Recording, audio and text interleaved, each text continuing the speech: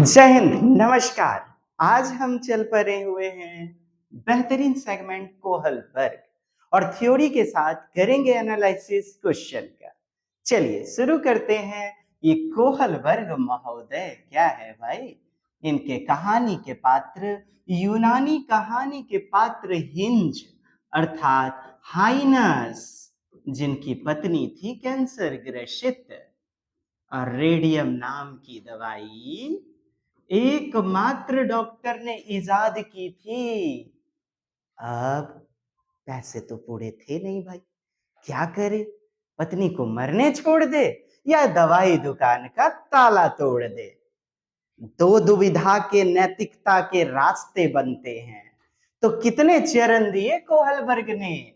आप कहेंगे 3, और उपचरण की बात की जाएगी तो 6। पहला है प्री कन्वेंशनल स्टेज, पूर्व परंपरागत अवस्था 4 से 10 वर्ष, पूर्व परंपरागत अवस्था। और इसके अंतर्गत 2 उप अवस्थाएं, सब स्टेजेज। पहला है आपका ओबेडियंस एंड पनिशमेंट, आज्ञाकारिता और दंड उन्मुखता, यानी दंड एवं अनुशासन, यानी दंड के आधार पर बच्चा किसी गलत कार्य को नहीं करना चाहता। दूसरा देखेंगे ना, व्यक्तिवाद और लेन देन, जिसे हम इंडिविजुअलिज्म या एक्सचेंज, इसी को इंस्ट्रूमेंटल पर्पस ओरिएंटेशन भी कहा जाता है। आगे आप देखेंगे, ये पहला है क्या? पूर्व परंपरागत।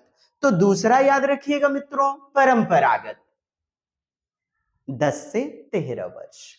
और इसके भी 2 तर्क के सब स्टेज बनेंगे, अच्छा लड़का अच्छी लड़की, और दूसरा कानून एवं क्रम व्यवस्था, कानून एवं क्रम, सोशल लॉ एंड ऑर्डर। और तीसरा है मित्रों पोस्ट कन्वेंशनल, उत्तर परंपरागत या पश्चिम परंपरागत अवस्था। और इसके भी 2 उप अवस्थाएं, सामाजिक अनुबंध, सोशल कॉन्ट्रैक्ट ओरिएंटेशन, और यूनिवर्सल एथिकल अर्थात सार्वभौमिक नीति परक शास्त्रीय अभिविन्यास या अवस्था। तो ये 6 स्टेज हो गए। अब 6 में क्या क्या विशेषताएं हैं इसे तो देख लें। 13 से ऊपर, 13 से ऊपर की अवस्था पोस्ट कन्वेंशनल, ठीक। अच्छा, ये कोई एक्सपेरिमेंट किया गया था क्या? प्रयोग किया गया था? नहीं। ये जो कोहलबर्ग के सिद्धांत है ना, ये यूनानी कथा पर आधारित है, हाइनस अर्थात हिंज, ठीक है, हाइनस। तो ये क्या है? कन्वेंशनल स्टेज अर्थात मॉरल कन्वेंशनल, नैतिक तर्क, नैतिक तर्कणा को प्रकाशित करता है। नैतिक दुविधा, मॉरल डायलेमा, नैतिक तर्कना, मॉरल रीजनिंग को प्रकट करता है। तो तार्किकता, तर्क के आधार पर इन्होंने, आगे हम लोग देखेंगे, कैरोल गिलिगन जो आलोचना करते हैं, कहते हैं अरे बाबा पुरुष थे हिंज, तो स्त्रियों में नैतिकता नहीं होती क्या? चलिए एक एक करके देखते हैं, फिर उसके बाद हम लोग तर्क भी देखेंगे। अच्छा, मैं इससे पहले थोड़ा क्वेश्चन आपको दिखा दूं, क्वेश्चन कैसे कैसे खतरनाक पूछे गए हैं आपकी परीक्षाओं में। ये देखें, प्यारा सा प्रश्न आपका 15 दिसंबर 2024 का पूछा गया, और पढ़िएगा और उत्तर देने की कोशिश कीजिए। Let's start. कोहलबर्ग के सिद्धांत में नैतिक विकास की अवस्थाओं के, नैतिक व्यवस्था की अवस्था कितनी अवस्थाएं भाई? 6 अवस्थाएं हैं, है ना? 6 उप अवस्था के निर्धारण का आधार, कहता है बेस क्या है? What is the basis? व्यक्ति की आयु, व्यक्ति द्वारा दिया गया उत्तर विपक्ष में या फिर चोरी के पक्ष में। चोरी करना गलत बात है, वरना सजा हो जाएगी। और यदि क्रम की बात करें, यानी ये तर्क की ओर इशारा कर रहा है, और यह बी नंबर तो हमारा सही हो जाएगा। फिर है व्यक्ति की अनुक्रिया में अंतर्निहित तर्क। जी हाँ, तर्क इंपॉर्टेंट है। क्योंकि इनका जो सिद्धांत है पियाजे के तर्कना, नैतिक तर्कना सिद्धांत से अनुप्रेरित, और उसी पर इन्होंने संशोधन किया। तो इनका जो सिद्धांत है वो भी रीजनिंग वाला है, तर्क। कि अरे बाबा आज तो पापा जी की तबीयत खराब है, मैं आज एग्जाम देने जाऊं कि नहीं जाऊं, मेरा एग्जाम भी है, पापा जी का तबीयत भी खराब है, सेवा करनी है। ऐसे तर्कना के रास्ते बन जाते हैं। ए जी सुनते हैं ये हरा वाला साड़ी बहुत खूबसूरत है, ये पीरका वाला भी बहुत पसंद आ रहा है, क्या करे, दोनों कसा ले क्या। मतलब दो रास्ते बनते हैं जीवन में, ये करें या वो करें। तो ये दुविधा है, मोरल डायलेमा। और डिसीजन ले करके हम तर्कना के स्तर पर दिस इज द राइट, है ना, तर्क के आधार पर आप पाएंगे व्यक्ति द्वारा दिया गया उत्तर विपक्ष में, नहीं नहीं ये करना गलत बात है, ऐसे तो इससे सजा हो जाएगी। चोरी के पक्ष में, नहीं, हाइनस जो था हिंज, उसने पत्नी की जान बचाने के लिए दवाई की चोरी की, पक्ष में। और विपक्ष में पत्नी की जान तो बचा लिया, चलो ठीक है, लेकिन चोरी करना तो गलत बात है, तो विपक्ष में तर्क, ये तर्क की ओर ही इशारा कर रहा है मित्रों। इस प्रकार हमारा उत्तर क्या होगा, बी और सी, डी नंबर। सर फिर आयु, आयु निश्चित नहीं किया गया है, और व्यक्ति की आयु यदि ऊपर के स्टेज में देखा जाए तो यह गलत होगा।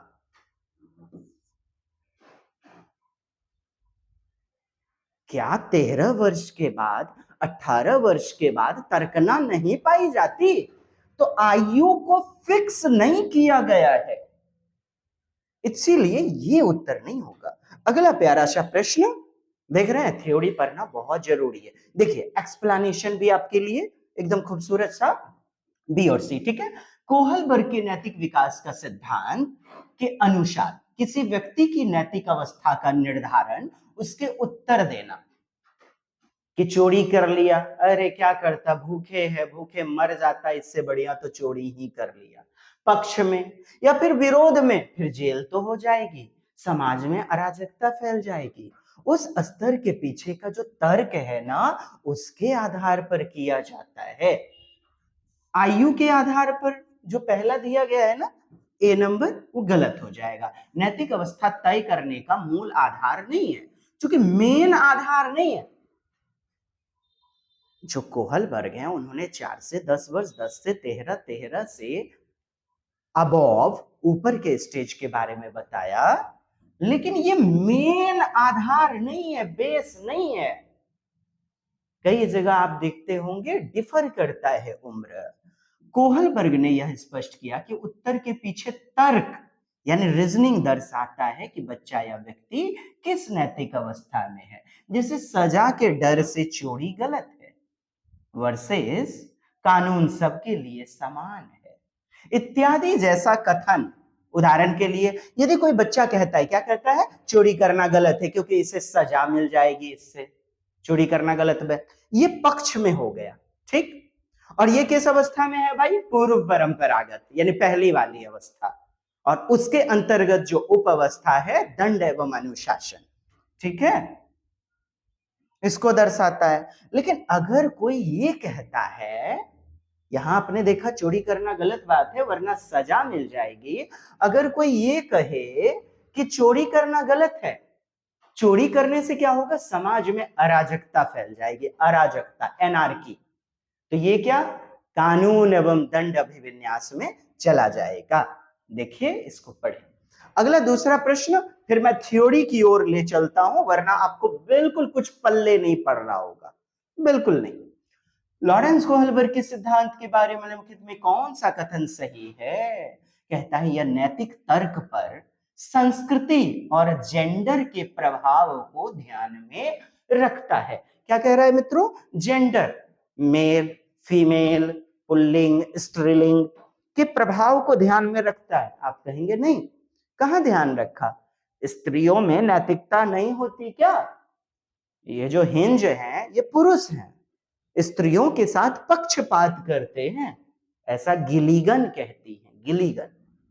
या नैतिक तर्क पर संस्कृति, ये कहते हैं सार्वभौमिक होता है, यूनिवर्सल।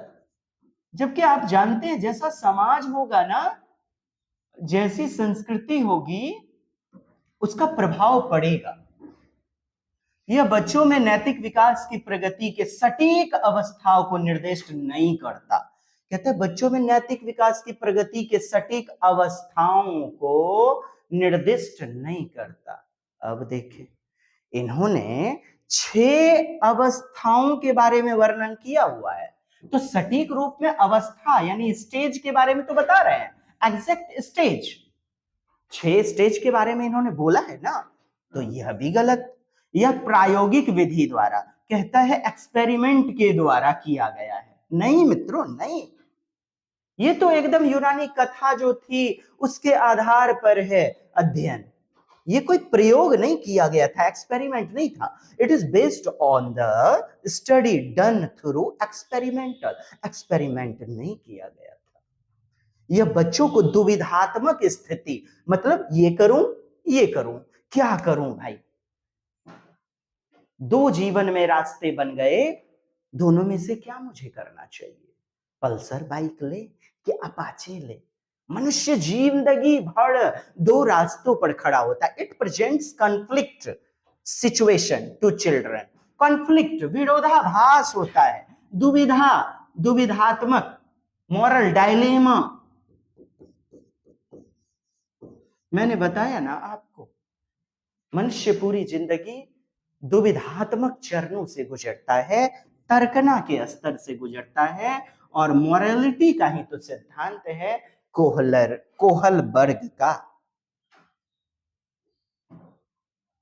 देखेंगे, थ्योरी आप पर है जी। चलिए सिद्धांत को समझ लें। यस, तो सिद्धांत है मित्रों, देखिएगा अब आपको थोड़ा सा समझने में आनंद आएगा और आप इंपॉर्टेंस समझेंगे। चूंकि प्याजे, वाइगोत्स्की, कोहलबर्ग, 8, 9, 10 प्रश्न मिल करके आते हैं आपके 30 पेडागोजी में। तो याद करें, इनके चरणों को याद रखना अनिवार्य है। पहला क्या है, देखें, ओबेडियंस एंड पनिशमेंट। नियमों का पालन इसलिए किया जाता है क्योंकि सजा से बचना है। क्या? सजा से बचने के कारण बच्चे चोरी नहीं करते, क्योंकि इससे क्या होगा, सजा, और यही सजा का डर बच्चों को चोरी करने से रोकता है। नाम से भी तो स्पष्ट है, आज्ञाकारिता और दंड उन्मुखता। विचार क्या है भाई, गलत काम करने से क्या मिल जाएगा, दंड मिलेगा, है ना। इसलिए चोरी करना गलत बात है। बच्चे कहते भी पाए जाते हैं, कई प्रश्न में आपने देखा होगा कि हिंज ने दवाई चोरी की, इससे उसे सजा हो जाएगी। तो दंड वाला जो भी स्टेटमेंट आएगा ना, ये सब आपका ओबेडियंस पनिशमेंट सब स्टेज में। और बात करें प्री कन्वेंशनल पहला का, उप अवस्था दंड एवं आज्ञा पालन में। अब दूसरा पढ़िएगा, दूसरा देखें, एक्सचेंज करना। तुमने मेरा कलम लिया, मैं भी तुम्हारा कलम लूंगी। तुमने मेरा टिफिन खाया, मैं भी तुम्हारा टिफिन खाऊंगी। मतलब व्यक्तिवाद लेन देन, जिसे नाम दिया गया सापेक्षतावादी उन्मुखता सिद्धांत। ये उन्मुखता क्या, अवस्थाओं को ही कहते हैं। उन्मुख, ओरिएंटेशन, इंडिविजुअल एंड एक्सचेंज, इसी को कहते हैं instrumental purpose orientation. Instrumental purpose orientation, ठीक है। अब देखें, अपने स्वार्थ सिद्धि के लिए और प्रतिफल के लिए नैतिक निर्णय लेना। मतलब कोई भी किसी के लिए कार्य करता है, बदले में कुछ पाना चाहता है, प्रतिफल। जैसे अगर मैं तुम्हारी मदद करूंगा तो तुम भी मेरी मदद करोगे, मेरा फायदा हो तभी कुछ करूंगा। तुमने मेरा टिफिन खाया, मैं भी तुम्हारा टिफिन खाऊंगी। ऐसा कहना क्या कहलाता है, इंस्ट्रूमेंटल पर्पस ओरिएंटेशन। इसी को कहते हैं इंडिविजुअलिज्म एंड एक्सचेंज वाली अवस्था, दूसरी उप अवस्था। एकदम गौर से समझिएगा, आपके लिए नया हो सकता है, फर्स्ट टाइम आप सुन रहे होंगे, यदि आप डायलेमा में पड़ेंगे what is this, but it is very essential for your examination. तो आपने देखा मित्रों, और एग्जाम्पल देखिए, तुमने मुझे मारा, ऐसा ही प्रश्न आया था, तुमने मुझे मारा मैं भी तुम्हें मारूंगी। क्या है ये है नीतिपरक शास्त्रीय अभिविन्यास, यानी सापेक्षतावादी उन्मुखता। प्रश्न क्या आया था, पूजा ने देखा कि सीमा ने राधा को पीटा, तो राधा ने भी सीमा को पीट दिया और इसकी शिकायत पूजा ने नहीं की प्रधानाध्यापक के आश्रय। तो ये क्या है, यही तो कि तुमने मुझे मारा, उसने भी उसे पीट दिया बदले में।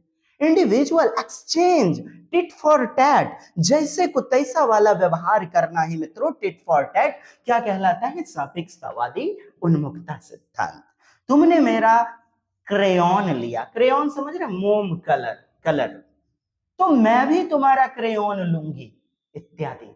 ये अवस्थाएं किसके अंतर्गत आएंगी, आप कहेंगे पहला जो चरण है उसका दूसरा उप अवस्था सापेक्षतावादी उन्मुखता या व्यक्तिवाद लेन देन अवस्था। अपने स्वार्थ सिद्धिकरण के लिए, व्यक्तिगत जरूरत को पूरा करने के लिए, क्या करने के लिए, अपनी जरूरतों को पूरा करने वाला सिद्धांत। अब दूसरा है हमारा कन्वेंशनल स्टेज, परंपरागत अवस्था। और परंपरागत में भी आप देखेंगे इसमें भी ये तीसरा और ये चौथा, ठीक है। अब अच्छा लड़का अच्छी लड़की, यानी अच्छे पारस्परिक संबंध, दूसरों के नजर में पापा जी डांटेंगे मुझे पढ़ना चाहिए, तो ऐसा दूसरों की नजर में अच्छा बनने वाला अवस्था, दूसरों की नजर में अच्छा बनने वाला, अच्छा लड़का अच्छी लड़की, तभी तो पापा जी या समाज वाले लोग कहेंगे good boy good girl orientation stage, ठीक है। इसी को कहते हैं इंटरपर्सनल रिलेशनशिप, यानी पारस्परिक संबंध, कैसे, अच्छे वाले। आइए समझते हैं। अच्छा लड़का, दूसरे कहते हैं वाह बेटी, वाह वाह वाह वाह बेटा, बहुत अच्छा। तो हम दूसरों की स्वीकृति पाने के लिए, अप्रूवल पाने के लिए, वाहवाही शाबाशी पाने के लिए, सिद्धांत को लिखिए लिखिए, बेहतर याद होगा, वीडियो को रोकिए, पॉज कीजिए। अच्छे बनने और दूसरों की नजर में अच्छा दिखना, दूसरों की स्वीकृति पाने पर ध्यान देने वाला, अप्रूवल ऑफ अदर्स, दूसरों की वाहवाही। लोग क्या कहेंगे इसके डर से अच्छा कार्य करना, अरे लोग क्या कहेंगे, नहीं नहीं नहीं, मम्मी क्या बोलेगी, फुआ क्या बोलेगी, नहीं नहीं ये गलत कार्य है। फिर समझिएगा, डर के कारण करेगा दंड यदि पाने वाला, तो वो पहले वाले में चला जाएगा, दंड एवं अनुशासन।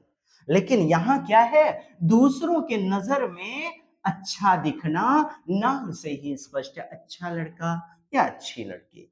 अच्छे लोग ऐसे ही करते हैं, good people act this way, ये स्टेटमेंट भी क्वेश्चन से उठ करके आया हुआ है, अच्छे लोग ऐसे ही करते हैं। तो अच्छा बनने का चरण, पापा गर्व करेंगे, प्राउड फील करेंगे, इसलिए ऐसा करो, तो पापा की क्या हो गई, स्वीकृति, वाहवाही, प्रशंसा पाना, प्राइज, अप्रूवल, उसके जैसा बनो। देखो देखो देखो, गजोधर का बेटा, हाँ तुम वैसा क्यों नहीं बनते हो, तुम भी वैसा बनो, तो उसके जैसा बनो। अच्छे पारस्परिक संबंध, जैसे होमवर्क पूरा करो नहीं तो शिक्षिका क्या कर देगी, एक्सपेल्ड, मतलब शिक्षिका से क्या होगा, पारस्परिक संबंध नहीं होगा बढ़िया, शिक्षिका की अप्रूवल, स्वीकृति, वाहवाही नहीं मिल पाएगी, तो एक्सपेल्ड होने के डर से भी कार्य करेगा। फिर आप कहेंगे डर से, बाबा शिक्षिका की नजर में अच्छा बनना है, निष्कासित कर देगी शिक्षिका, तो ये क्या होगा, यही अच्छा लड़का अच्छे लड़की संबंध, ठीक। अब है चौथा उप अवस्था जिसका नाम है लॉ एंड ऑर्डर मेंटेनेंस, मतलब लॉ ऑर्डर निश्चित है, पालन करना है एकदम सबके लिए, लचीला नहीं होगा, अटल होगा, निश्चित, नियम अटल है, शाश्वत है, वो बदलेंगे नहीं, सामाजिक व्यवस्था बनाए रखने वाला यह चरण है। इसी को कानून एवं क्रम अवस्था कहते हैं। Social order maintaining stage, social order maintaining stage, कई सारे नाम है, याद रखेंगे। देखिए, कानून और सामाजिक व्यवस्था का पालन करना क्या निश्चित है, अनिवार्य है। ट्रैफिक नियम का पालन, क्योंकि समाज में अनुशासन आवश्यक है। अब देखिए, पापा जी बीमार है लेकिन ट्रैफिक लाइट पर जली हुई है लाल वाली, लेकिन फिर भी सिग्नल तोड़ के नहीं जा रहे हैं, ट्रैफिक नियम का पालन कर रहे हैं, क्या कहला जाएगा? इसी को कहेंगे हम कानून एवं क्रम, law and order maintaining orientation, कानून एवं क्रम व्यवस्था। नियम तोड़े तो क्या हो जाएगी? अराजकता, एनार्की फैल जाएगी, समाज गलत रास्ते पर चल पड़ेगा और आप गलत आदर्श के रूप में संबोधित होंगे। देखिए, नियम क्या होता है यहां? अटल, मतलब निश्चित, fix. Law is fix for everybody, शाश्वत है। शाश्वत मतलब निश्चित, जो ना बदले, इसे बदला नहीं जा सकता, नहीं तो समाज में क्या हो जाएगा? अराजकता फैल जाएगी। फिर समझिएगा मित्रों, ये जो चौथा वाला है ना, सोशल ऑर्डर मेंटेनेंस ओरिएंटेशन, यहां नियम नहीं बदलेंगे। नियम किसमें बदलेगा? पांचवा छठा में, फिफ्थ नंबर और सिक्स नंबर में। ये जो है ना लॉ एंड ऑर्डर, एकदम नियम का पालन करना अनिवार्य है, नियम नहीं बदलेगा, नहीं तो अराजकता फैल जाएगी। नियम को बदल नहीं सकते, सामाजिक व्यवस्था बनाए रखने वाला अभिविन्यास। और ये देखे, तीसरा उत्तर परंपरागत अवस्था, पश्चिम परंपरागत, ठीक, पोस्ट कन्वेंशनल। और इसके अंतर्गत दो उप अवस्था, ये आपका सामाजिक अनुबंध, समाज के लोगों से समझौता करके यहां नियम बदलेगा, और यहां खुद के कोसाइंस से, स्वविवेक यानी अपने खुद के आत्मचिंतन, बुद्धि, विवेक से नियम को हम क्या करेंगे? बदलेंगे। अटल नहीं होगा। इस दोनों अवस्थाओं में ना नियम अटल नहीं होंगे, फिक्स नहीं होंगे, निश्चित नहीं होंगे। देखें, पढ़ें, सोशल ऑर्डर स्टेज, सामाजिक अनुबंध, इसी को कहते हैं सामाजिक अनुबंध और व्यक्तिगत अधिकार, यानी ह्यूमन राइट्स, इंडिविजुअल राइट्स।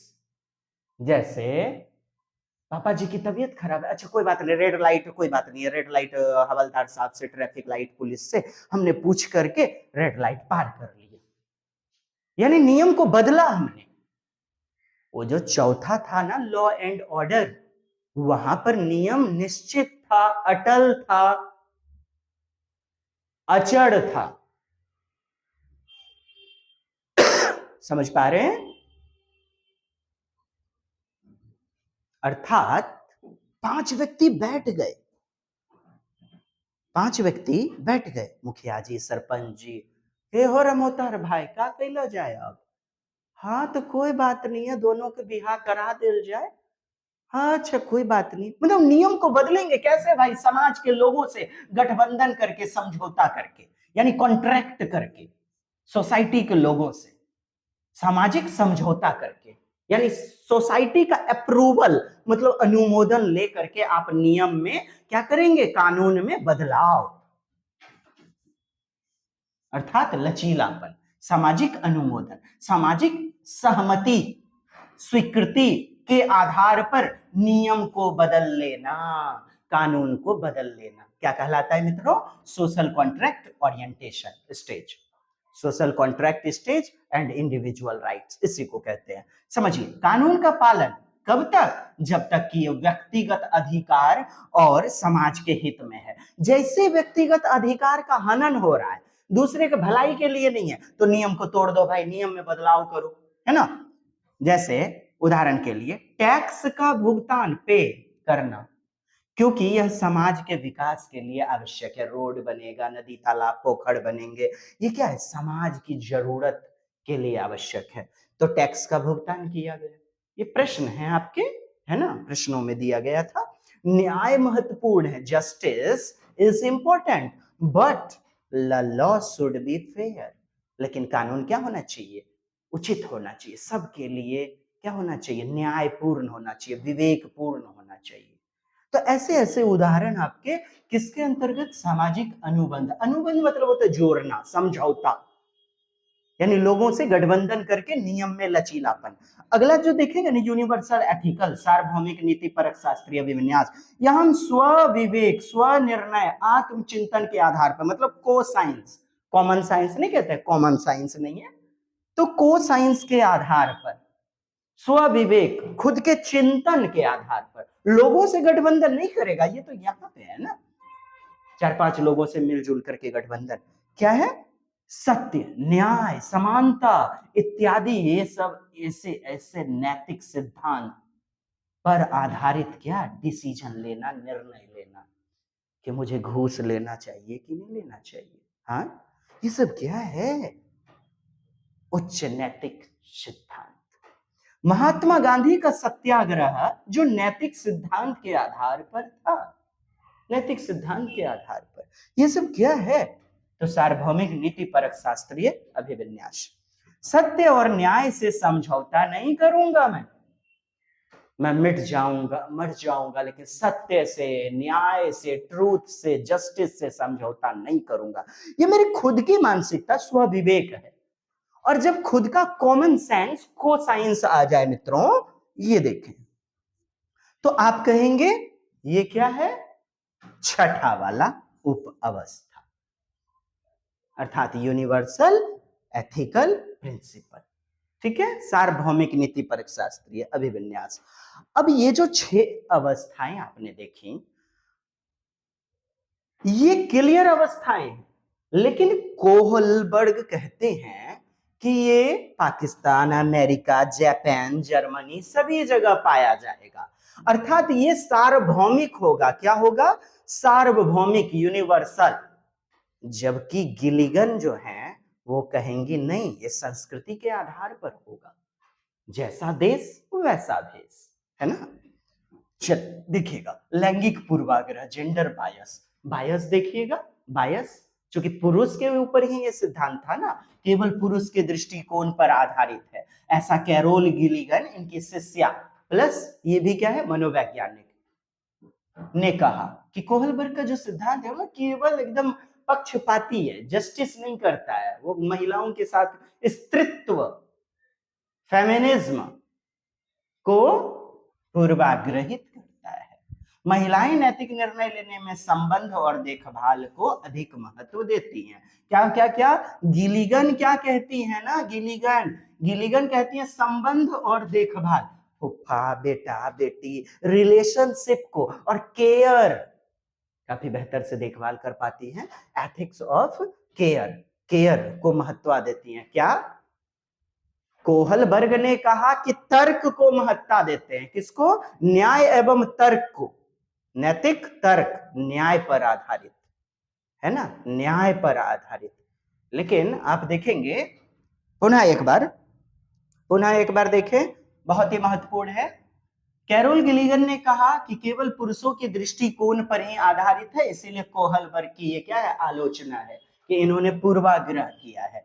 महिलाएं नैतिक निर्णय लेने में, मॉरल डिसीजन लेने में संबंध, रिलेशनशिप और केयर को अधिक महत्वपूर्ण महत्ता देती हैं, जबकि कोहलबर्ग ने न्याय और तर्क को, जस्टिस और रीजनिंग, न्याय और तर्क को, समझेंगे, गिलिगन के अनुसार संबंध और देखभाल अधिक महत्व देता है, ठीक है, और कोहलबर्ग के अनुसार न्याय और तर्क को प्राथमिकता दिया गया। देखभाल का सिद्धांत क्या है भाई? नैतिकता का एक और दृष्टिकोण भी है जो देखभाल पर केंद्रित है, ऐसा कहती हैं कैरोल गिलिगन, है ना। उनके अनुसार पुरुषों का नैतिक तर्क न्याय पर आधारित होता है। क्या? उनके अनुसार न्याय पर तर्क, न्याय पर आधारित, क्या? न्याय पर और तर्क पर। आपने देखा ना, किसके अनुसार? कोहलबर्ग के अनुसार। महिलाओं का तर्क देखभाल पर आधारित। किस पर? देखभाल। एकदम प्रश्नों से उठ करके आया हुआ है। आपने सिंपल थोड़ा बहुत पढ़ लिया, बस ये आलोचनाएं नहीं पढ़ा आपने, इसीलिए तो फंसते हैं। आधार और अनुभव का अंतर देखिएगा, बेसिस और एक्सपीरियंस डिफरेंस। कोहलबर्ग ने नैतिकता को सार्वभौमिक रूप से परिभाषित किया। क्या बोला? यूनिवर्सल, मतलब सभी जगह पाया जाएगा। जबकि गिलिगन क्या कहती हैं कि नहीं नहीं नहीं, नैतिक विकास का आधार ना व्यक्तिगत, मतलब उस पर इंडिविजुअल रूप में जो बीत रहा है। जैसे 5 साल का बच्चा है, अब उसको कोई आकर के पीटने लगा, बगल में रिवॉल्वर रखा हुआ है, तो रिवॉल्वर उठा के धाए मारेगा कनपट्टी में। उस समय डर नहीं कि दंड और अनुशासन वाले चरण में प्रवेश करेंगे, जी नहीं, धाए कनपट्टी झाड़ देगा एकदम में। तो आधार क्या होता है? व्यक्तिगत उसका एक्सपीरियंस, इंडिविजुअल अनुभव और सामाजिक संबंध, सांस्कृतिक संबंध, समाज कैसा है, सोसाइटी कैसा है, ऐसा गिलिगन कहती हैं। लेकिन कोहलबर्ग कहते हैं सार्वभौमिक रूप से, है ना। अब हम लोग इस पहले प्रश्न को हमने देखा हुआ था ना, ठीक है। व्यक्ति की आयु, ये आयु जो है ना पूरी तरह कंप्लीटली फिक्स नहीं किया गया है, क्योंकि विकास तो जीवन पर्यंत चलता है, लेकिन इन्होंने एकदम कंप्लीटली नहीं बातें की हुई हैं। व्यक्ति द्वारा दिया गया विपक्ष में उत्तर चोरी के पक्ष में या फिर या फिर पक्ष में या तो विरोधाभास में। व्यक्ति की अनुक्रिया में अंतर नहीं, तर्क, ये दोनों ही आपके उत्तर सही होंगे, बी और सी। और फिर आपने देखा था मित्रों, ये दूसरा वाला आपका ताजा तरीन प्रश्न, ये देखें कौन सा कथन सही है। इस आधार पर आप देखेंगे संस्कृति और जेंडर पर प्रभाव को ध्यान, संस्कृति नहीं सार्वभौमिक, और जेंडर का कहां ध्यान रखा, खाली पुरुष की बात की थी। यह बच्चों में नैतिक विकास प्रगति सटीक अवस्था, अवस्था को निर्दिष्ट नहीं करता, करता है ना, 6 अवस्थाएं के बारे में बताया है। यह प्रायोगिक विधि, प्रयोग नहीं था, ये तो कहानी थी जी, यूनानी कथा। दुविधात्मक स्थिति, जी हाँ, प्रत्येक चरण का 2 उप अवस्था, जैसे दंड एवं आज्ञा पालन, फिर उसके बाद सापेक्षतावादी उन्मुखता सिद्धांत। अर्थात प्रत्येक चरण के 2 दुविधा के रास्ते बनते हैं, तर्क के रास्ते बनते हैं। तो दुविधात्मक सिचुएशन को, अर्थात कॉन्फ्लिक्ट, डायलेमा सिचुएशन को ये क्रिएट करता है। अगला प्यारा सा प्रश्न आपकी सेवा में, और ये है 7 जुलाई 2024 का प्रश्न। नैतिक विकास कहता है, which method did Lawrence Kohlberg use to study moral development of children? कौन सा मेथड? अवलोकन का क्या ना, प्रायोगिक विधि प्रयोग किया था क्या, एक्सपेरिमेंट नहीं, मात्रात्मक शोध कार्य क्वांटिटेटिव रिसर्च अप्रोच, जी नहीं, मात्रा गणनात्मक, बच्चों के सामने नैतिक दुविधाएं रखना, जी हाँ, अनुक्रिया की समालोचना, मतलब ये दुविधाएं मॉरलिटी डायलेमा के बारे में वर्णन करते हैं। नैतिक तर्कणा के आधार पर ये बातें करते हैं कि जैसे क्या हिंज को अपनी पत्नी की जान बचाने के लिए दवा चुरानी चाहिए थी? बच्चे कहते हैं नहीं नहीं नहीं, सजा हो सकती है। फिर हम कहेंगे फिर 7 फेरे जो लिए वो भी तो गलत है, और ताला चुराना तो तोड़ना वो भी गलत है। फिर उन्होंने बच्चों को अनुक्रिया, रिस्पॉन्स और विशेषकर उसमें छिपे तार्किक तर्क को बताया, है ना, विश्लेषण किया। क्या विश्लेषण किया? 7 फेरों के साथों वचन निभाऊंगा, क्या हुआ वो वादा? हाँ, भूलेगा दिल जिस दिन तुम्हें, वो दिन जिंदगी का आखिरी दिन होगा, और ताला तोड़ने से, दवा चुराने से ही तुम तो डर गए। तो दोनों ही गलत, बताइए किसको सही कहेंगे? दुविधात्मक स्तर है मित्रों, दुविधा का तर्क का स्तर है। इसीलिए तो ये प्रश्न हमारा बहुत ही प्यारा सा, और डी नंबर इसका उत्तर होगा, है ना, मॉरल डायलेमा को प्रस्तुत करता है यह। और इसी के आधार पर कोहलबर्ग ने अपने चरणों का सिद्धांत, नैतिक तर्कणा का सिद्धांत दिया हुआ है। कैरोल गिलिगन की आलोचना, केंद्रीय तर्क, सेंट्रल जो इनका मेन भाव है, सेंट्रल आर्ग्यूमेंट है, क्रिटिक करने का, आलोचना करने का, 21 जनवरी 2024 का आपका प्रश्न है, बताइए। देखभाल की नैतिक और नारीवादी दृष्टिकोण, कैरोल गिलिगन कहते हैं कि देखभाल स्त्रियों में पाया जाता है केयर, और संबंध नारीवादी दृष्टिकोण, बच्चों की नैतिक क्षमताओं को अधिक आंकना। ऐसी बात तो नहीं कहा गया है। बच्चों के अध्ययन में प्रायोगिक शोध, देखिए प्रणाली का उपयोग, एक्सपेरिमेंट तो नहीं किया गया था ना ये। हाँ, ये तो केवल तर्कणा के आधार पर था।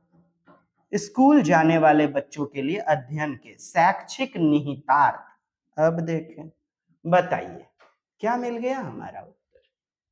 आप जानते हैं कैरोल गिलिगन क्या कह के आलोचना करती हैं? अभी आपने पढ़ा था मित्रों, अभी आपने देखा हुआ था। कैरोल गिलिगन कहती हैं कि स्त्रियों के साथ पक्षपात किया गया है।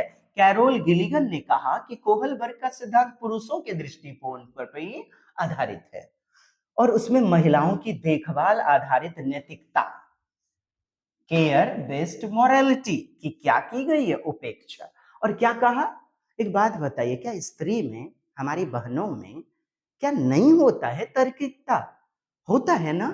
तो हिंज जो थे हाइनस, वो तो पुरुष थे, तो केवल उसी पे करने से उसी की कहानी को संपादित करने से संभव थोड़े हो पाएगा। तो कर दिया ना इन्होंने, क्या आलोचना कैरोल गिलिगन कि महिलाओं में संबंध और देखभाल पर आधारित पाई जाती है क्या, नैतिकता। उनका मानना था कि महिलाएं निर्णय लेने में रिश्तों और देखभाल को, संबंध और देखभाल को, रिलेशंस और केयर को प्रायोरिटी देती हैं, प्राथमिकता देती हैं। जबकि कोहलबर्ग का सिद्धांत किस पर, जस्टिस और नियम, लॉ पर आधारित है, न्याय और तर्क पर आधारित।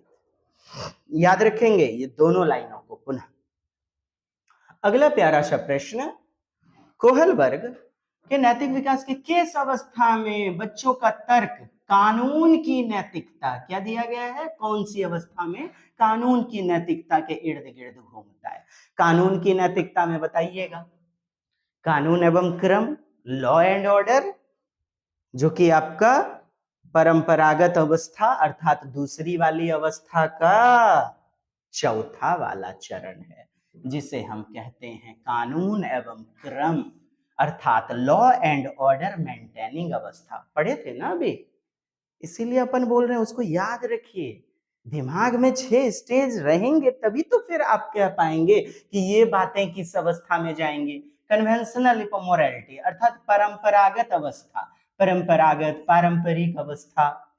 इस अवस्था में बच्चा सामाजिक नियम, कानून और अनुमोदन आधारित नैतिकता को समझता है। इसमें कानून का पालन, क्योंकि यह समाज में व्यवस्था बनाए रखता है। मतलब कानून का पालन क्या, अटल रूप में करना है, भले कुछ भी हो जाए, बाढ़ आ जाए, तबाही आ जाए, दुनिया लुटपुट जाए, लेकिन नियम को पालन करना है। फिक्स है, शाश्वत है नियम, अटल है नियम। दवा चुराना गलत है क्योंकि यह कानून के खिलाफ है। ये कैसा स्टेटमेंट है मित्रों? आप कहेंगे चौथा उपअवस्था जो है सामाजिक कानून अभिविन्यास, यानी समाज में कानून को बनाए रखने वाला अभिविन्यास। नेक्स्ट, कोहलबर्ग द्वारा प्रतिपादित नैतिक विकास के किस स्तर पर व्यक्ति कहता है अपने निर्णय, यानी मेरा सेल्फ का जो डिसीजन है उसको व्यक्तिगत अधिकार और सर्वोपरि अच्छाई पर आधारित करता है। और प्रश्न देख रहे हैं 8 जनवरी 2021 का 6 to 8।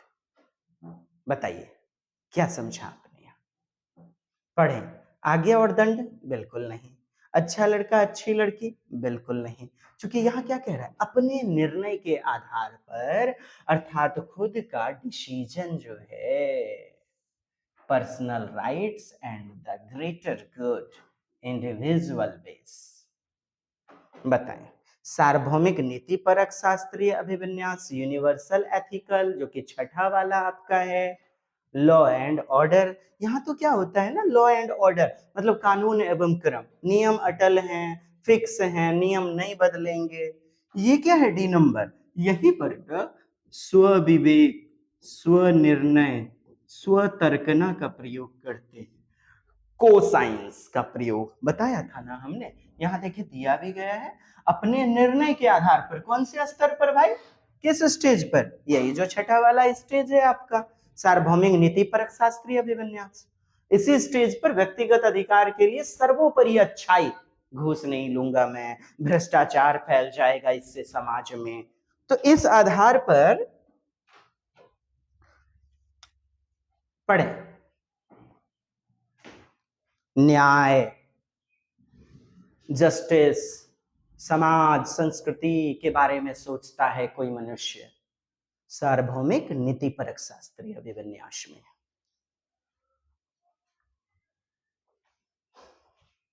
वो पांचवा नहीं है, पांचवा वाला सामाजिक संविदा, वहां पर तो हम सामाजिक लोगों के साथ अनुमोदन करते हैं, गठबंधन करके नियम में बदलाव करते हैं। ये पोस्ट कन्वेंशनल लेवल का छठा वाला है, छठा चरण। व्यक्ति यहाँ निजी नैतिक सिद्धांत के आधार पर डिसीजन लेता है, समानता, बंधुत्वता, स्वतंत्रता, न्याय आदि ऐसे ऐसे सर्वोपरि अच्छाई पर आधारित ऐसे ऐसे समानता, इक्वालिटी, फ्रीडम, जस्टिस, ऐसे सर्वोपरि अच्छाई पर आधारित, तो ये क्या छठा वाला व्यवस्था। नेक्स्ट क्वेश्चन है, पढ़िएगा। समीक्षा करता है लॉरेंस कोहलबर्ग के अनुसार, बताइएगा। सुपरिभाषित और कहता है सुस्पष्ट है। चरण क्या है? सुपरिभाषित है, परिभाषा दी गई है, सुस्पष्ट है। कोहलबर्ग का नैतिक विवेचन पर प्रस्ताव स्त्रियों की नैतिक परिपक्वता का आकलन करता है। स्त्रियों के बारे में तो बातें नहीं करते हैं जी। कोहलबर्ग के सिद्धांत चरण पियाजे द्वारा संज्ञानात्मक विकास के वर्णन के क्रमों के लक्षण को चित्रित करते हैं। पियाजे महोदय ने क्या दिया हुआ था जी? सबसे पहले दिया हुआ था मोरलिटी का सिद्धांत, नैतिकता का सिद्धांत। उसी को संशोधन किया किसने? कोहलबर्ग ने। ठीक, अब कोहलबर्ग ने अपने भागीदारियों यानी पार्टनर्स जो भी थे के साथ लंबे समय तक अध्ययन किया, जिसमें उसने 3 से 4 वर्ष के अंतराल में उनका इंटरव्यू किया। नहीं, ये इंटरव्यू पर आधारित तो है ही नहीं, है ना। अच्छा, पियाजे वाला जो स्टेटमेंट था वो भी हमारा गलत हो जाएगा। ठीक है मित्रों, दिखाऊंगा मैं आपको एनालिसिस। हाँ, देखें, यह समीक्षा क्रिटिसिज्म यानी आलोचना है जो कैरोल गिलिगन द्वारा दिया गया था। कौन सा? कोहलबर्ग का नैतिक विवेचन प्रस्ताव स्त्रियों की नैतिक परिपक्वता का आकलन करता है, ये गलत है। और बाकी तीनों विकल्प क्या है हमारे? उनका मानना था कोहलबर्ग का सिद्धांत महिलाओं की नैतिक सोच को कम आंकता है। स्त्रियों के साथ क्या किया? पूर्वाग्रह किया, है ना। और यही क्या होगा? आलोचना, विवेचना, क्रिटिसिज्म। आप कहीं ना कहीं फंस गए होंगे। ये देखें, हिंदी में जो दिया गया है समीक्षा, एनालिसिस, विश्लेषण, लेकिन देखना आपको क्या होगा? इंग्लिश क्रिटिक, क्रिटिसिज्म, जिसका मतलब ही होता है आलोचना करना। गलत कौन सा होगा? कोहलबर्ग सिद्धांत में चरण सुपरिभाषित, सुस्पष्ट है, बिल्कुल सुस्पष्ट है। कोहलबर्ग का नैतिक विवेचन प्रस्ताव स्त्रियों पर आधारित नहीं है, यही गलत है, यही उत्तर है। पियाजे के द्वारा संज्ञानात्मक जो विकास है वर्णन, उसी के क्रम के लक्षण को चित्रित किया, उसी का संशोधन किया था, ठीक है। कोहलबर्ग ने अपने भागीदारी के साथ लंबे समय तक अध्ययन किया, जिसमें उसने 3 से 4 वर्ष के अंतराल में उनका साक्षात्कार किया। 3 से 4 वर्ष के अंतराल में। अब देखें, ये बातें तो होंगी नहीं, लेकिन जो आलोचना है, समीक्षा है, इसके बारे में तो वर्णन नहीं किया गया है ना। आलोचना मतलब क्या? जो कैरोल गिलिगन या फिर इनके जो भी सिद्धांत के विरोधाभास में थे, और वो कैरोल गिलिगन थे जी, जो कि कहते हैं स्त्रियों के साथ इन्होंने क्या किया? पूर्वाग्रह, जेंडर बायस। पढ़ेंगे इसे। अगला प्यारा सा प्रश्न है आपका, पश्च परंपरागत, क्या दिया गया? कोहलबर्ग द्वारा सुझाई गई पश्च परंपरागत, अर्थात तीसरा वाला जो है उसमें भी दो उपअवस्था है ना, सामाजिक अनुबंध और दूसरा सार्वभौमिक नीतिपरक शास्त्रीय अभिविन्यास। तो पश्च परंपरागत जो है, पोस्ट कन्वेंशनल स्टेज, उसके अंतर्गत जो पांचवा नैतिकता का स्तर है उसमें क्या अंकित होता है? पांचवे वाले को क्या कहते हैं, याद रहेगा आपको तब ना। पांचवे वाला क्या होगा? सोशल कॉन्ट्रैक्ट ओरिएंटेशन, यानी कि सामाजिक संविदा अभिविन्यास, जहां पर हम दूसरों का क्या लेते हैं? अनुमोदन। किसके लिए? समाज की भलाई के लिए, समाज की स्वीकृति के लिए, स्वीकृति लेकर के नियम में लचीलापन, बदलाव। मानवता की भलाई हेतु सामाजिक अनुबंध को स्वतंत्र रूप से निभाना, क्या करना? मानवता की भलाई के लिए, अर्थात वेलफेयर ऑफ ह्यूमैनिटी, हम क्या करते हैं? सोशल कॉन्ट्रैक्ट, सामाजिक अनुबंध पर नैतिकता को स्वतंत्र रूप से अन्वेषित करना। कहते हैं अनुबंध पर पढ़े, अनुबंध के पढ़े, अर्थात कॉन्ट्रैक्ट से भी मतलब कोई मतलब नहीं है, किसी का कोई केयर ही नहीं करना, बियॉन्ड सोशल कॉन्ट्रैक्ट, गलत हो गया ना। ऐसे नैतिक नियम प्रतिपादित करना जो आचार संहिता से मतलब उल्टा पुल्टा हो, अलग हो, कानून के बाहर हो, एक अच्छे व्यक्ति की तरह प्रतीत होने की चाहिए भी नहीं जी। क्या मिल गया? एक नंबर। क्या कि to uphold social contract, social contract ये पांचवें चरण को कहते ही हैं, सामाजिक संविदा अभिविन्यास।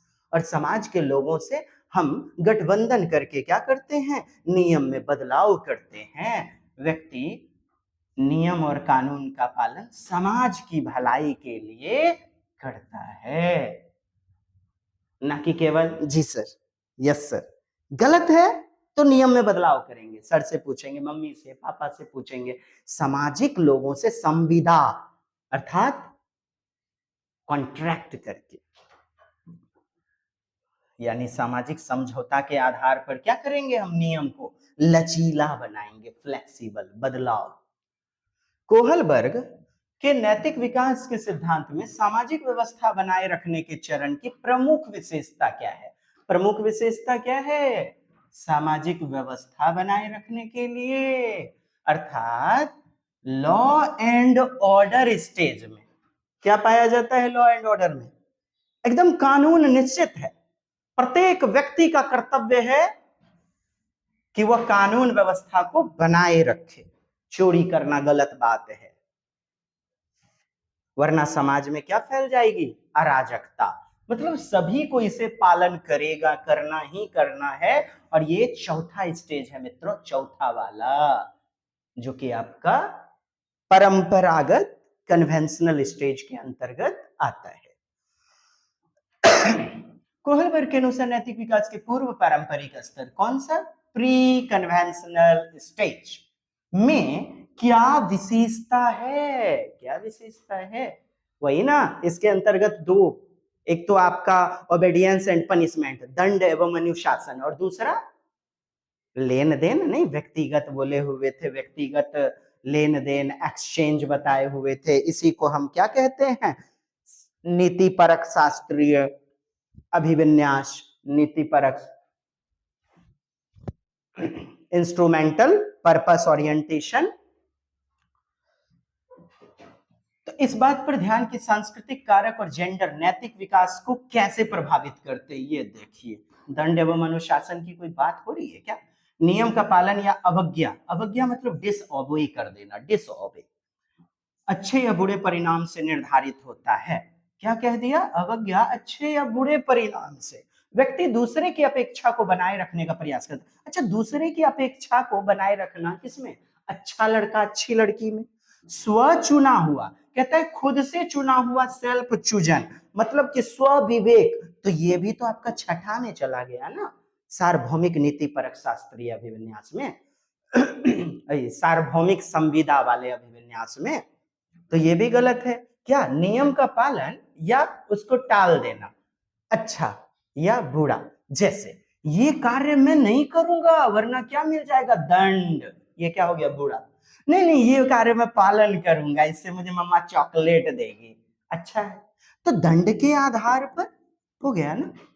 दंड, इसी को तो कहते हैं दंड एवं आज्ञा पालन, जो कि किसमें पाया जाता है मित्रों? ये पूर्व परंपरागत अवस्था में। चलिए ठीक है, उसे दंड मिलेगा या पुरस्कार मिलेगा। आज्ञा कालन दंड अभिविन्यास कहलाता है। नेक्स्ट आपका क्वेश्चन है, कोहलबर्ग के अनुसार नैतिक विकास एक असतत प्रक्रिया है, कहता है डिसकंटिन्यूड है, जो 6 चरणों में होता है। फिर कहता है बच्चों की सामाजिक और सांस्कृतिक संदर्भ पर, संस्कृति के संदर्भ पर निर्भर किया था क्या?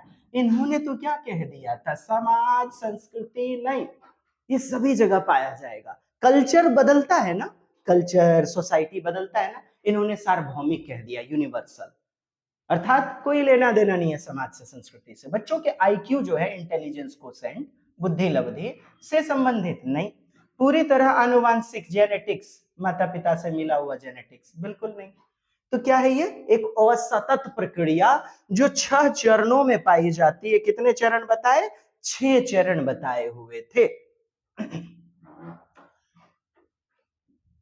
डिसकंटिन्यूअस प्रोसेस है ये, असतत प्रक्रिया। ऐसा ही आप प्याजे में देखते हैं, प्याजे का 4 चरण संज्ञानात्मक विकास का, वो भी क्या होता है? खंडित होता है, असंबंधित, असतत होता है। यानी एक चरण पूरा करने के बाद ही अगला चरण आता है। एक चरण टूट गया, कंप्लीट, कहां सतत चला बताइए? लगातार चला, अब तब बच्चा दूसरे चरण में घुसेगा, है ना।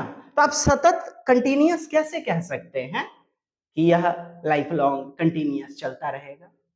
एक चरण के पूरा होने के बाद तब अगला चरण आता है। कुल 3 लेवल की बात करते हैं, है ना, 3 लेवल की बात करते हैं, स्तर की बात करते हैं। पहला वाला आप देख पा रहे हैं, और इसमें 2 स्टेज की बात की गई है, कुल 6 स्टेज, ठीक है। लॉरेंस कोहलबर्ग के पारंपरिक नैतिक के चौथे चरण, कौन सा पूछा? चौथा। और चौथा में लॉ एंड ऑर्डर है, मतलब समाज के नियम अटल हैं, एकदम बदला नहीं जा सकता है, इससे समाज में अराजकता फैल जाएगी, सामाजिक व्यवस्था को बनाए रखना है ना, सामाजिक व्यवस्था, लॉ एंड ऑर्डर को बनाए रखना, मेंटेन करना है, समाज के नियम का पालन करना है, निश्चित नियम। किसी क्रिया के भौतिक परिणाम, भौतिक परिणाम जैसे कि पिटाई या फिर डेयरी मिल्क चॉकलेट, ये सब क्या है? फिजिकल रिजल्ट नहीं, फिजिकल कॉन्सिक्वेंसेस ऑफ एक्शन। अच्छा या बुरा, मतलब रसगुल्ला चुरा के खा लूंगी तो पापा जी मुझे कूट देंगे, पकड़ के हूथ देंगे, नहीं जी।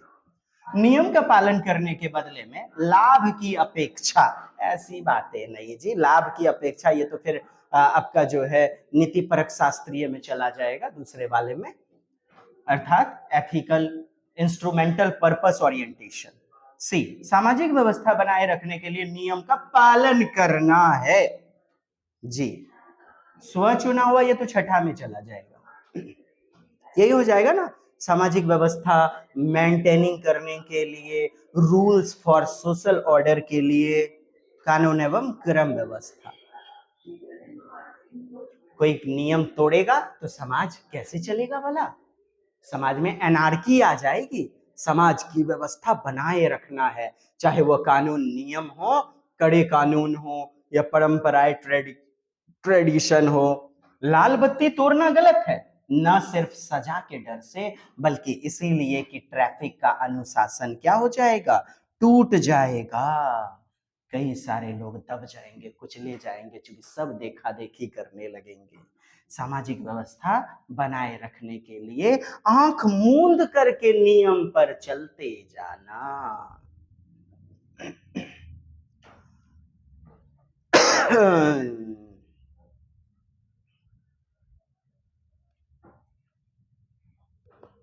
कैसा कैसा फीडबैक आप देंगे? शेयर करना चाहेंगे वीडियो को? देखिए जरा, क्या फीडबैक देना चाहेंगे, देखें जरा। हाँ देखें जरा,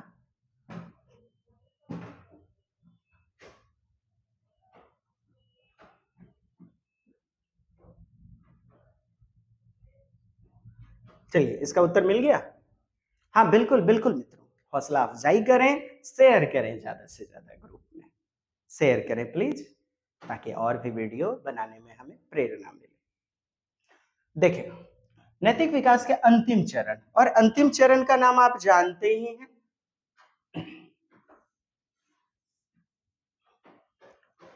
व्यक्तिगत सिद्धांत की नैतिकता और विवेक के व्यक्तियों में क्या विशेषता होती है, क्या विशेषता होती है, मतलब स्व विवेक के आधार पर कार्य किया जाता है ना, सार्वभौमिक संविदा वाला, सार्वभौमिक यूनिवर्सल एथिकल, सार्वभौमिक नीति परक शास्त्रीय अभिविन्यास। नियम को निश्चित निश्चित नहीं माना जाता, ये तो चौथे चरण में आ जाएगा। दूसरों से सम्मान पाने की इच्छा, चाह, दूसरों से सम्मान पाना, रिस्पेक्ट पाना, यह महसूस करना कि कानून को बनाए रखना उनका कर्तव्य है, कानून को बनाए रखना उनका क्या कर्तव्य है, यह विश्वास करना कि नियमों का क्या कहता है, अंधा हो करके मतलब नहीं चलना है, अंधानुकरण नहीं करना चाहिए, बल्कि उनका परीक्षण, टेस्टिंग करना चाहिए कि यह समाज की भलाई के लिए है या नहीं है। अब देखिए, सी नंबर क्या रहा है, कानून को बनाए रखना उनका कर्तव्य है, कानून को मेंटेन रखना उनका कर्तव्य। और आप ना सी और डी में काफी बेहतरीन फंसते नजर आएंगे, सी और डी में, बताइएगा क्या? अच्छा, सी नंबर। चलिए, आप लोग समझदार हो गए हैं क्या? मैं बताना चाहूं, बिल्कुल गलत। समाज में टेस्टिंग करना है, मतलब ये जो नियम बना हुआ है ये समाज की भलाई के लिए है कि नहीं भाई, इसे बदलना चाहिए कि नहीं, तभी तो मिलेगा ना स्व विवेक, स्व विवेक को साइंस, अर्थात कॉमन साइंस, स्व विवेक, स्व निर्णय, आत्मचिंतन के आधार पर। इस स्टेज में क्या होता है ना, अंतिम वाले स्टेज में नैतिक सिद्धांत होते हैं न्याय, समानता, मानव अधिकार इत्यादि पर आधारित, है ना। वह कानून का सम्मान करता तो है, लेकिन अगर कानून नैतिक सिद्धांत के खिलाफ है, विरोध में है, तो हम उसको नहीं मानेंगे। यानी इसी को क्या कहा गया, परीक्षण करना, टेस्टिंग करना। गांधी जी का असहयोग आंदोलन ब्रिटिश कानून तोड़े क्योंकि वह अन्यायपूर्ण था। तो ब्रिटिश ने जो बनाया था कानून, उसको तोड़ दिया गांधी जी के असहयोग आंदोलन के द्वारा। गांधी जी ने तोड़ा कि नहीं, बताइए? अन्यायपूर्ण था ना, तो नियम तोड़ना किसके लिए, समाज की भलाई के लिए। और ये खुद के आधार पर किया, स्व विवेक के आधार पर, स्व चिंतन के आधार पर, यानी नियम का अंधा रूप में पालन नहीं करेंगे, उनका परीक्षण करेंगे, अंधानुकरण नहीं करना। और ये जो देख रहे हैं आप, ये सी, ये महसूस करना क्या कि feel duty bound to uphold laws, क्या कहा जा रहा है, यह महसूस करना कानून को बनाए रखना उनका कर्तव्य। मतलब ये भी चौथा में एकदम, कानून को बनाए रखना मेरी ड्यूटी है, कानून को पालन करते चलेंगे हम, अंधा रूप में चलते चलेंगे वरना एनार्की फैल जाएगी। ये हमारा डी नंबर। और बेहतरीन एक एक प्रश्न आपके श्रृंखला के सीरीज में आए हुए हैं, अंत तक बने रहे। रमेश को अपने मित्र का पेन बहुत आकर्षित लगता है, वह उसे चुराने का विचार करता है, परंतु वह नहीं चुराता क्योंकि उसके अभिभावक उसे बुरा बालक कहेंगे। क्या कह देंगे, बुरा बालक। कोहलबर्ग के अनुसार रमेश किस नैतिक की अवस्था में, नैतिकता की अवस्था में, अच्छा कौन कहेंगे, पेरेंट्स कहेंगे कि गंदा लड़का, बैड बॉय, रमेशवा कलम किए चोरैली तू, आए Why you stole? अच्छा बताइए बताइए बताइए बताइए, दंडे में अनुशासन ना ना, अच्छा लड़का अच्छी लड़की, यही तो है, good boy good girl orientation, यानी सामाजिक अनुमोदन पाना, स्वीकृति, वाहवाही, प्रशंसा। रमेश पेन चुराने का सोचता है लेकिन नहीं चुराता क्योंकि उसे डर है कि उसके माता पिता उसे बुरा बालक कहेंगे, यानी कि अच्छा लड़का नहीं कहेंगे। और हमारा क्या उत्तर हो जाएगा, good boy good girl orientation. क्या हो जाएगा ये, उप अवस्था, दूसरे का कौन सा? पहला, अर्थात तीसरा सब स्टेज। एक बार प्रश्न को देख लें। दंड एवं अनुशासन नहीं है ये, है ना? ओबेडियंस पनिशमेंट, पनिशमेंट देने की बात नहीं हो रही है। अभिभावक से डर लग रहा है कि वो उसे अच्छा लड़का नहीं कहेंगे। तीसरे स्तर की स्वर्णिम नियम वाली अवस्था में बच्चा क्या करता है? अब देखें, ये क्या कहा जा रहा है? गोल्डन रूल वाले स्टेज में, तीसरे स्तर में, third level of moral development, दूसरों को प्रसन्न रखना चाहता है। क्या? कर्तव्य पालन द्वारा सामाजिक व्यवस्था बनाए रखता है, सही और गलत के लिए नियम अपनाता है, सार्वभौमिक सिद्धांतों का पालन करता है। बताइए। तिलस्मी प्रश्न फंसा डाला ना। चलिए देखें, सबसे पहले तो आप देखिए गोल्डन रूल, ठीक? तीसरा चरण आप जान रहे हैं ना, तीसरा वाला, तीसरा गोल्डन रूल, जैसा व्यवहार आप दूसरों से चाहते हैं वैसा ही उनके साथ करते हैं। क्या है? गोल्डन रूल, जिसे हम क्या कहते हैं?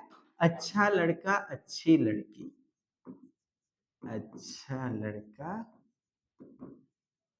अच्छी लड़की, इसी को ना कहते हैं पारस्परिक संबंध, इंटरपर्सनल रिलेशन वाला।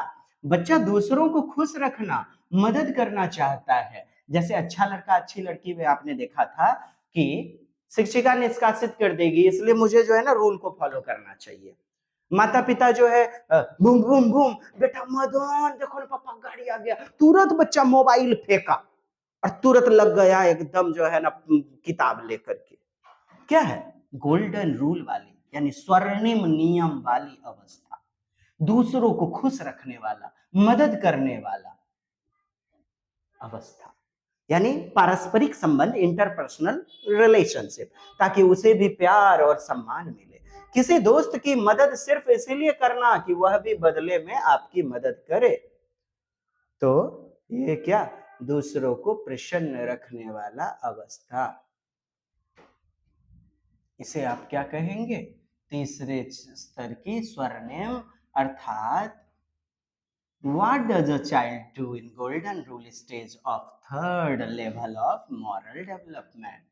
Third level of moral development, third level क्या कहा जा रहा है? Third level.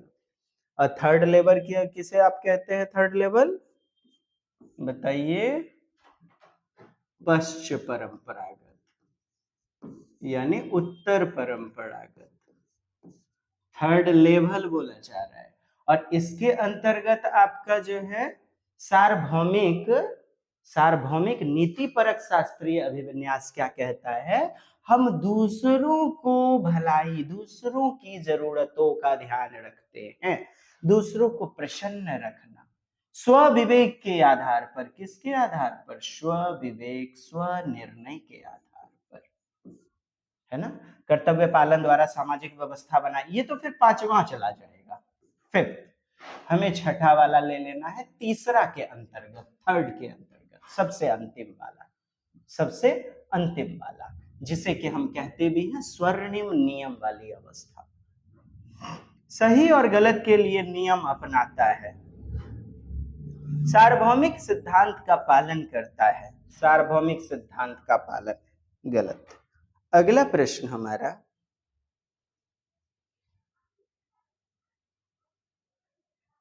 निम्नलिखित में से कोहलबर्ग अवस्थाओं और उनके अंतर्निहित सिद्धांत का सही जोड़ा खोजना है। 7 जनवरी 2022 का प्रश्न। सामाजिक अनुबंध अभिविन्यास, क्या? सोशल कॉन्ट्रैक्ट ओरिएंटेशन, कानून और नियम का लचीलापन, कानून और नियम क्या? लचीला, अर्थात बदलने वाला।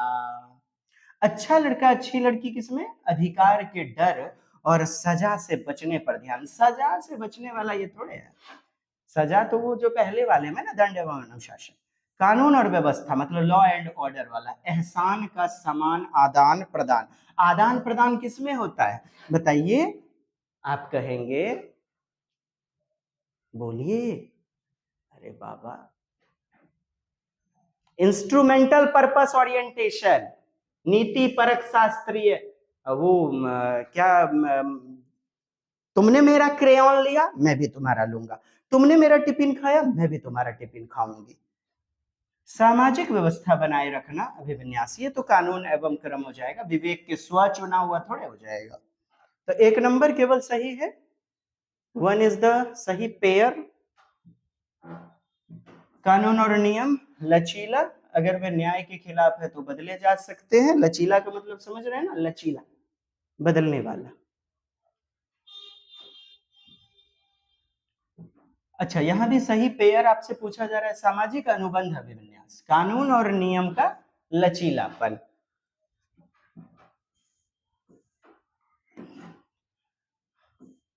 अच्छा लड़का अच्छी लड़की, अधिकार के डर से जा, अच्छा अच्छा अच्छा, 1 नंबर। नेक्स्ट क्वेश्चन है 18 number. Which of the following is the correct pair of Kohlberg stage with their underlying principle? अरे बाबा, what is this?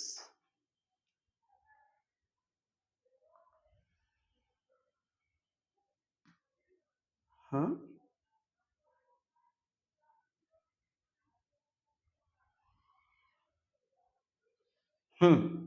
चलिए मित्रों, इस प्रश्न का उत्तर बताइएगा। सार्वभौमिक नैतिक सिद्धांत, ये जो आपका यूनिवर्सल एथिकल प्रिंसिपल ओरिएंटेशन है, तो कहते हैं किसमें सही वर्णित है, कौन से में? देखें, व्यक्तिगत आवश्यकता, व्यक्तिगत पर्सनल नीड, खुद की जरूरत को फॉलो करना, ये दूसरा सब स्टेज है। मित्रों और संबंधियों का स्नेह स्वीकृति बनाए रखना, दूसरों का स्वीकृति, अच्छा लड़का अच्छी लड़की में आएगा।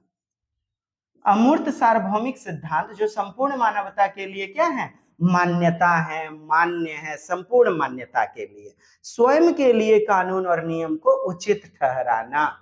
अब बताएं, अमूर्त सार्वभौमिक सिद्धांत समझ रहे हैं, न्याय, अन्याय, समानता, एकता, अखंडता, ये सब क्या है, अमूर्त, नहीं दिखने वाला, भ्रष्टाचार, ये सभी क्या है, अमूर्त। और ये क्या हो जाएगा हमारा उत्तर के रूप में, नहीं। निर्णय सार्वभौमिक नैतिक सिद्धांत जो छठा वाला है ना, न्याय, समानता, मानवाधिकार, ये सभी क्या है, अमूर्त सार्वभौमिक सिद्धांत, यानी एब्स्ट्रैक्ट यूनिवर्सल थ्योरी के आधार पर, जो कि संपूर्ण सभी मानव के लिए, ह्यूमन राइट्स की भलाई के लिए, सब जिसको मान्यता दे, स्वीकार करे, उसके लिए सोचता है। इसी को तो कहते हैं स्वर्णिम नियम वाली अवस्था, गोल्डन स्टेज वाली अवस्था, ये जो छठा वाला आपका है यूनिवर्सल एथिकल प्रिंसिपल। हाँ हाँ, चलिए, काफी लंबा वीडियो हो गया, पार्ट 2 में मिलते हैं, ठीक है मित्रों। आज के लिए इतना ही, जय हिंद, वंदे मातरम। अच्छा, इस प्रश्न का उत्तर दे दीजिए।